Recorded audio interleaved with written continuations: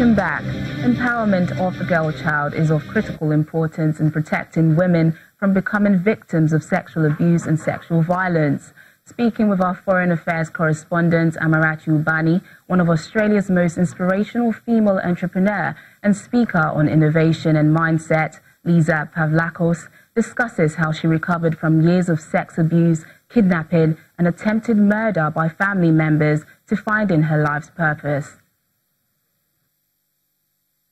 Women are also speaking up about sexual molestations, abuse, domestic violence, and so on. These are issues that used to be hushed in the past because of the stigma attached to the women who come up and speak up about these issues. But now you have women talking about that. What do you think has caused this shift in the perception of the women who have been violated in such ways? In my time, when I had gone through what I had been through growing up, we didn't have so much social media, we didn't have that much technology. And even if when I did go back and talk to my family or cousins about what was happening in my world, we were just shut down and hushed down. I was shut down and hushed down. When I first came out in Melbourne, I remember that day I was so nervous to actually write my story. And then I just wrote my whole story and then went click. And as soon as I pressed that click button, I had like something like 21,000 likes and comments and so much support from so many people. And that day actually changed my life because it made me feel like I wasn't alone. And I think women these days people these days are able to come out and speak up against violence because there is support out there. And they know through social media, through the internet, through technology, that they're able to speak up. And when they speak up, they feel more empowered. Should women name and shame? It destroyed my family when I spoke out, when I said that my uncle sexually abused me as a child, and then my cousin raped me as a teenager. All the violence that I've endured, almost being kidnapped, I was kidnapped and almost murdered, having the right-hand side of my face reconstructed. I said, who did it? You know, I have a metal plate holding half of my face in place, my cheekbone and my eye socket in place. Why do I need to worry about what other people are going to think? Ultimately, I need to worry about my future and I need to focus on what I can do to make my life better. And so I think that it's not about shaming the person, but it's about empowering yourself to say, you know what, this did happen. It shouldn't have happened. I can't change what this person has done. But what I can do is be free from that abuse by saying no to abuse. And by saying no is by speaking up, standing up and fighting for causes that I believe in. And that's the very reason why I'm here in Nigeria today, and the very reason why I travel the world to speak about empowerment and being able to say, it's okay, this has happened to me and this person did it to me, but what this person has done to me doesn't define me. Even when relationships are damaged, like probably in your case, did you make up with your family?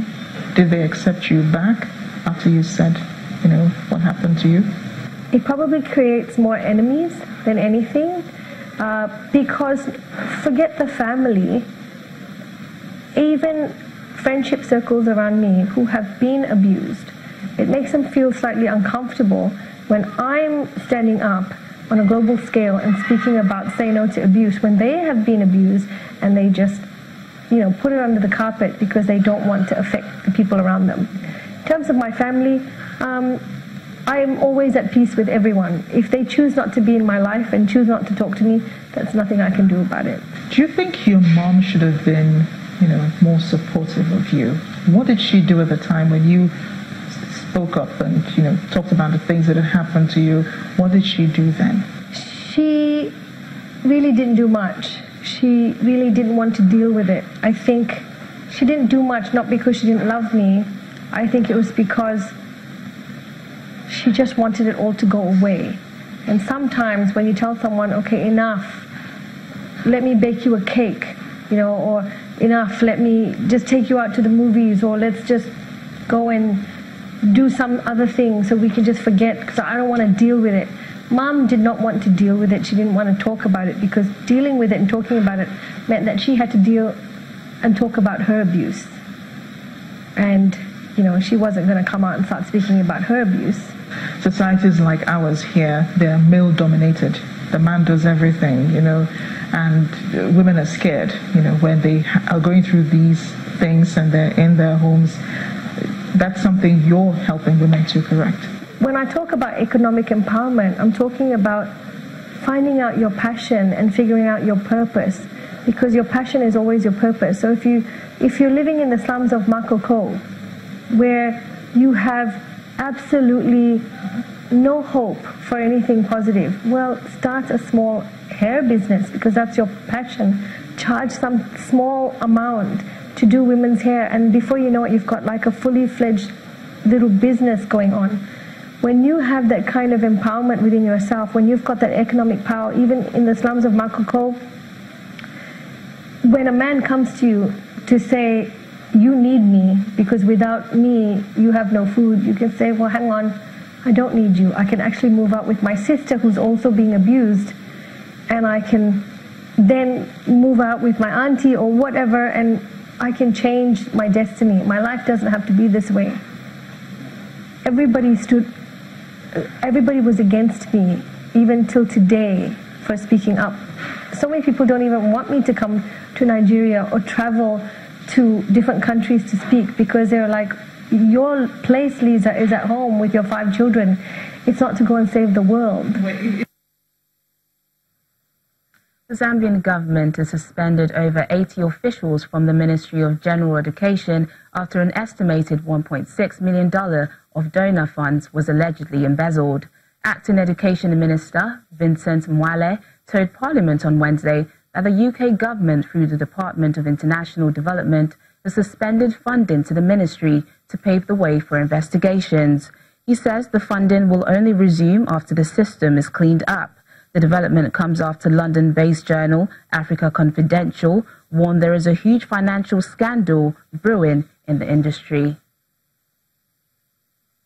The World Bank expects sub-Saharan Africa to achieve economic growth of 2.7% this year, down from a previous forecast of 3.1%. In its recent Africa Pulse report, the global lender blames the cut in economic growth on slower than expected growth in the continent's bigger economies, Nigeria, Angola and South Africa. The World Bank has cut its economic growth forecast for sub-Saharan Africa this year to 2.7% from an earlier forecast of 3.1%, mainly because of slower than expected growth in the continent's bigger economies. The region, which had posted a fairly fast average growth rate in the years leading up to 2015, suffered a loss of momentum in economic output after commodity prices crashed in 2015 to 2016. There are increasing risks in the international environment. For example, trade war between our main trading partners that may imply a lower demand for our products, especially in China. There are increasing tensions in the international sphere, increasing protectionism and isolationism that threaten global trade and may have an impact on Africa.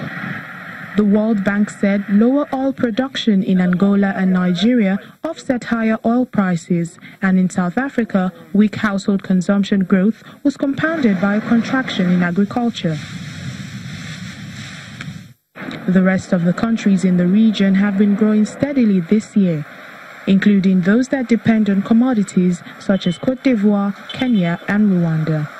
Africa will grow at a rate of 2.7% in 2018, and that's just slightly higher than the 2.3% we had in 2017.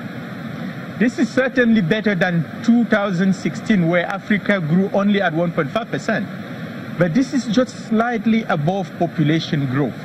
So we need to sustain reforms. We need to boost growth in our 3 largest economies, Nigeria, South Africa and Angola, where the recovery has been extremely sluggish, therefore pulling down the average growth for Africa, where most of the countries are actually still growing at a hefty rate.